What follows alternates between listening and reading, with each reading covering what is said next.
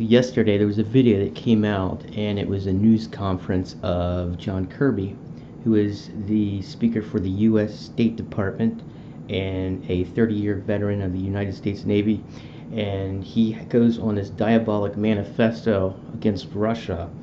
And if Russia continued in Syria fighting against ISIS, which ISIS is a proxy for the United States government to destabilize Syria, but if they continued fighting them, that they would totally they would go against Russian interests and actually go into Russian cities, and Russians would be, in body bags, and it made it like there was going to be some invasion. I mean, this guy's talking nuts. This is like World War III, and if you look at his facial expressions, I mean, they're like tweaking through the whole thing. He's talking about this. So one, either he's a nut job, or two, he's on some methamphetamine or crack.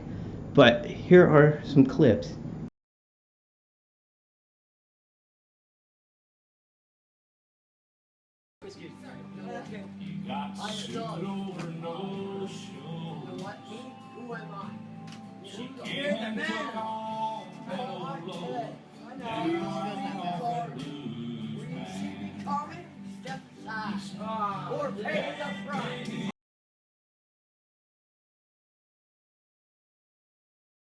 I live for drugs.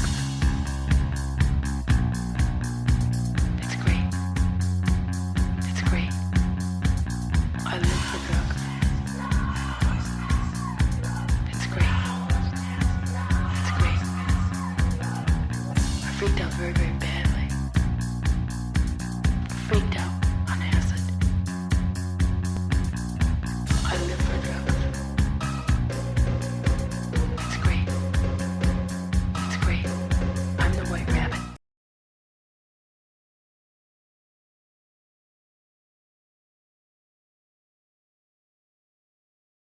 Will continue to exploit the vacuums that are there in Syria to expand their operations, which will include, no question, attacks against Russian interests, perhaps even Russian cities. And Russia will continue to send troops home in body bags. Here at the State Department, the Secretary is still committed to a diplomatic solution. There are other options that don't revolve around the act of diplomacy.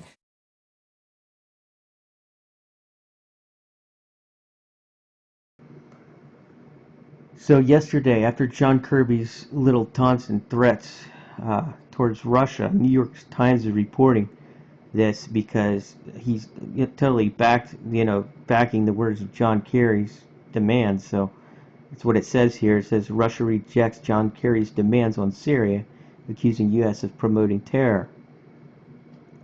He's pretty much warns them there.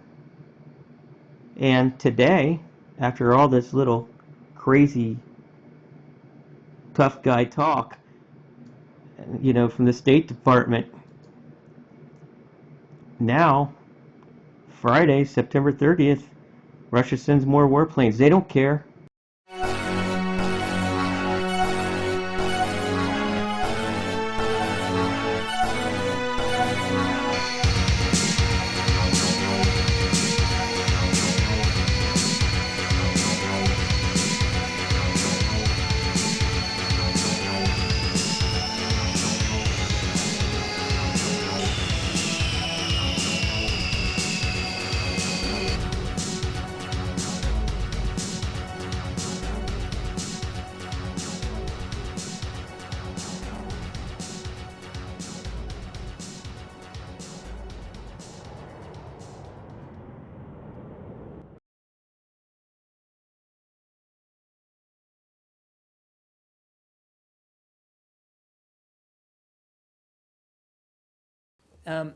And there was never this, there was never this no boots on the ground. I don't know where this keeps coming from. Well, yes. There was no, there wasn't. There was What? I will not put American boots on the ground in Syria. Not going to be involved in a large-scale combat mission on the ground. That is what the president has long said. We have three. Wait a minute. Wait. I will not pursue an open-ended action like Iraq or Afghanistan. It is not the authorization of another ground war. The mantra from the president and everyone else in the administration has been no boots on the ground. And now, That is not true. what? It's just not true, man. It is. It's just not true. It's true. No, it's not. Well, I just flatly, absolutely disagree with you. We're not contemplating putting boots on the ground. for your predecessor up here, but it was all options are on the table except boots on the ground. That was the. I never said that. And Well, that was the whole line from the president on down.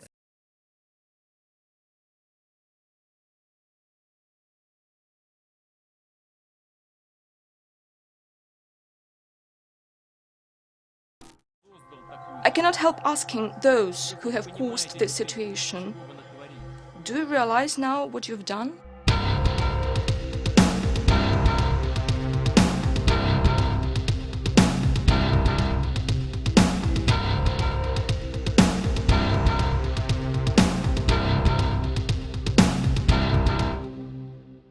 Speaking nearly a month ago, President Vladimir Putin at the International Economic Forum in St. Petersburg, Russia, warned the group of international journalists there repeatedly that Europe, the United States, and Russia were drifting towards full-scale war. We know year by year what's going to happen, and they know we know. It's only you that they tell these fables and you buy it and spread it to the citizens of your countries. Your people do not feel a sense of the impending danger. This is what worries me. How do you not understand that the world is being pulled in an irreversible direction? That is the problem. But they pretend like nothing's going on. I don't even know how to get through to you people anymore. And the big news is, a month later, almost a month later, after we first reported on it, in mid-June, there has been almost no Western coverage of it at all. And that's exactly what Putin was getting at. Whether you love Putin or hate Putin, if the leader of Russia, with thousands of intercontinental ballistic missiles and cruise missiles, is telling the West, I don't know how to get through to you, your media is controlled, you're being manipulated, NATO is putting missiles on our borders, we're having to move missiles in, you've overthrown Ukraine, you're on an offensive, you're funding and protecting radical Islam. Do you know what you've done? Do you know what you've done? As he said at the UN, destabilizing the Middle East. Why are you doing this? Where are the sound minds across the political spectrum who should be stopping this? Russia has 3 overseas military bases. You have hundreds. You have your spies inside our country trying to overthrow it. You have your CIA people trying to get into our embassies. You are at war with us. And the average American, the average European, the average Brit is not aware of this. Another threat that President Obama mentioned was ISIS. Well, who on earth armed them? Who helped to arm the Syrians that were fighting against Assad? Who created the necessary political climate that facilitated this situation? Who pushed for the delivery of arms to the area? Do you really not understand as to who is fighting in Syria? But the issue of a major world leader saying that we're moving to the brink of war, and it's not in our news, that's the big story. It shows how incredibly controlled things are. Deutsche Bank, one of the biggest banks in the world, is plunging right now. Much bigger than Lehman Brothers. If it continues, it'll make 2008 look tame in comparison. Elites are building armored fortresses and redoubts all over the world, admitting they believe collapse is coming. Governments are digging in. Russia is digging in. Our supposed government is collapsing our borders and bringing people in with diseases and ignoring the Supreme Court rulings. It seems an age of madness or megalomania is now upon us. We've seen great evil out of Russia. We've seen great evil out of Germany. We've seen incredible evil out of communist China. But America has had its problems as well. And now we see Europe and the United States and the whole Anglo-American establishment filled with hubris and arrogance, just violating domestic laws, persecuting the press, leaking classified material and getting away with it.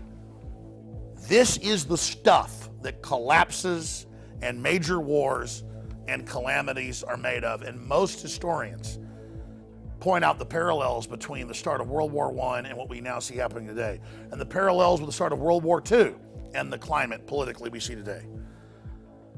Even the Pentagon admits that we're probably witnessing one of the most unstable periods in human history right now. But Obama says we've got the best economy ever and the world's the most stable it's ever been. As they do everything they can to push us into crisis. And it's not just the Democrats. They have their establishment Republican cohorts that are working with them. I have never been more concerned about what's happening on the planet today.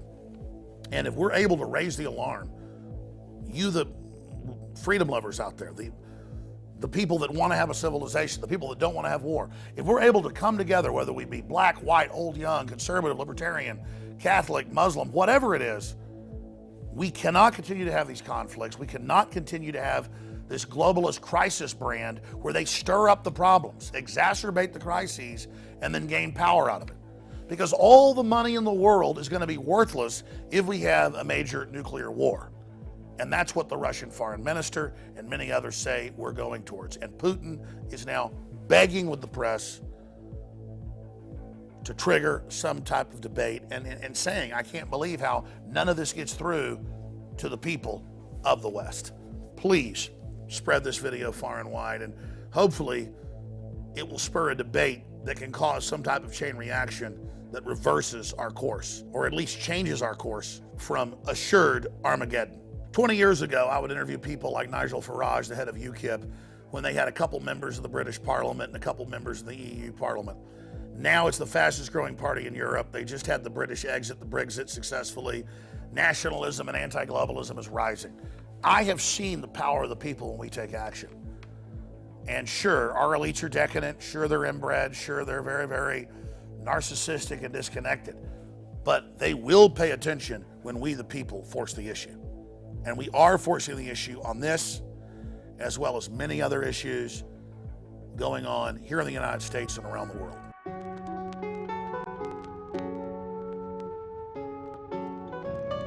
So recapping on the statements made by John Kirby of the U.S. State Department earlier in this video, you'll remember that he said that if Russia continued hitting Aleppo, Syrian rebels, and ISIS, that there would be consequences attacking Russian interests, and also that there would be attacks on Russian cities, perhaps.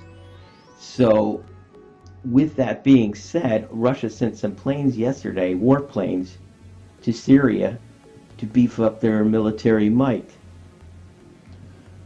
So today, Reuters is reporting on Saturday, October 1st, 2016, that Russian jets pound Aleppo as U.S. clings to diplomacy.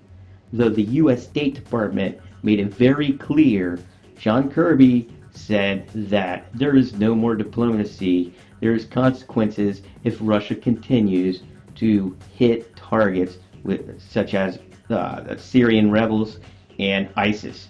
And that if they did continue it, that they would attack Russian interests, send Russians home in body bags, and that there would be like this invasion, that they would attack Russian cities, perhaps. That's a quote from what he said. You can go back and watch the video at the beginning. But now there's even more breaking news that's even more important. Reporting at Yahoo right now, it's just coming in. Brad Pitt and Jolie reach a custody truce. That's more important than a possible chance of World War III. So I guess that's what Putin was talking about, that some of these media outlets were not, making this an issue. So what will happen next?